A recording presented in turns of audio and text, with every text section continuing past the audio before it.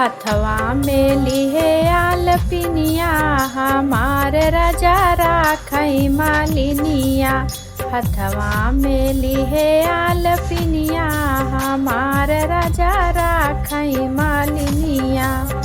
नैहर में होती त मम्मी से कहती, नैहर में होती त मम्मी से कहती, ससुरे में सासु मलकिनिया हमार राजा राखई मालिनिया। ससुरे में सासु मलकिनिया हमार राजा राखई मालिनिया। हथवा में लिहे आलपिनिया हमार राजा राखई मालिनिया।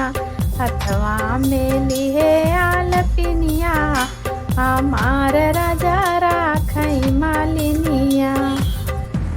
नैहर में होती त भाभी से कहती, नैहर में होती त भाभी से कहती, ससुरे में जेठनी मालकिनिया हमार राजा राखई मालिनिया।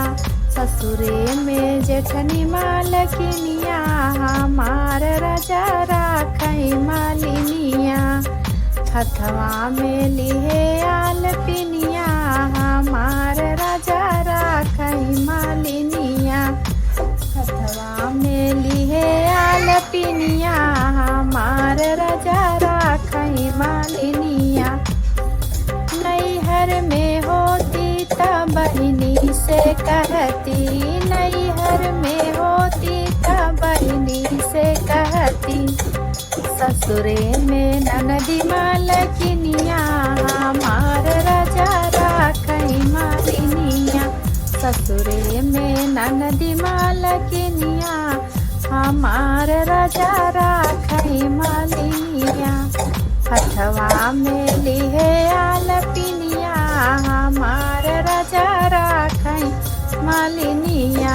हथवा में लिहे आलपिनिया हमार राजा राखई मालिनिया।